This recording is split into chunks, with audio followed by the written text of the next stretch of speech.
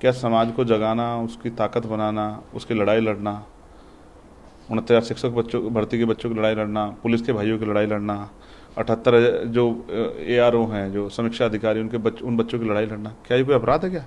क्या बहन बेटियों की रक्षा करना कोई अपराध है क्या? तो फिर मैं क्यों मानूं कि वो इस तरह के शब्द कह सकती हैं? उनको जो कुछ कहना मेरा नाम लेकर कहें तो मैं मानूं कि मुझे कहा, अगर नहीं कि मेरा नाम लिया है तो मैं आपकी बातों में आकर गुमराह नहीं हूँगा कि उनके खिलाफ कुछ कहूँ। नहीं, वो हमारे नेता हैं, वो मुझे गालियाँ भी देंगी तो भी मैं उनके खिलाफ कुछ नहीं कहूँगा। मैं उनका सम्मान करता हूँ और ये सम्मान मेरे दिल में है और ये जब तक रहेगा जब तक मेरे शरीर में जान रहेगी, क्योंकि उन्होंने बहुत संघर्ष किया है। उनका अधूरा काम बाकी है, उसको पूरा करने के लिए हम लोग संघर्ष कर रहे हैं। मैंने इस पर कहा है कि मैं कोर्ट में ही अपना जवाब दूंगा। एक महिला के सम्मान का विषय, और मैं इस पर अब बात इसलिए भी रखना चाहता, मीडिया के लोग बहरे दौड़ाई है, मैं कई बार इस पर कह चुका हूँ, फिर मीडिया के लोग इस पर सवाल करते हैं। नहीं, मैं हैसियत के बराबर के लोगों का जवाब देता। देखिए, ये हमारा 7वां प्रभु सम्मेलन है, सहारनपुर से शुरू हुए हैं और 18वां सम्मेलन खत्म हो गए, तब हमारे मंडल स्तरीय सम्मेलन खत्म होंगे। और ये सम्मेलन का उद्देश्य ये है कि आज बहुजन समाज के अस्तित्व पे खतरा बन गया है।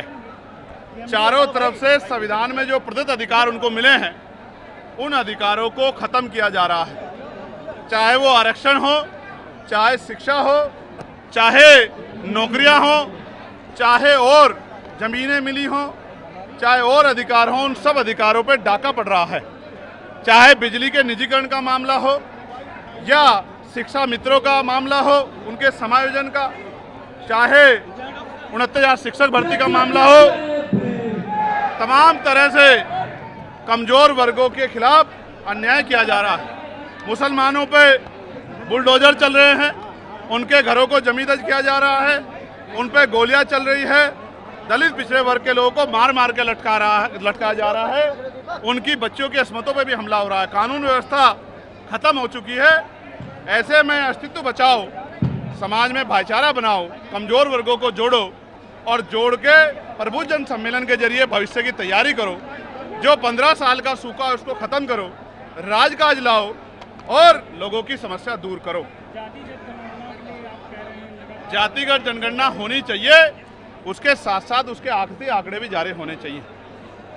सिर्फ गणना ही नहीं, किसके पास जमीन है, किसके पास रोजगार है, किसके पास इंडस्ट्री है, किसके पास पैसा है, किसके पास हेलीकॉप्टर है, किसके पास जहाज है, किसके पास 4 पहिया गाड़ी है, किसके पास 2 पहिया गाड़ी है, किस पे पक्का मकान है, किस पे दुकान है और कौन गरीबी में मर रहा है, ये सारी जानकारी सार्वजनिक होनी चाहिए।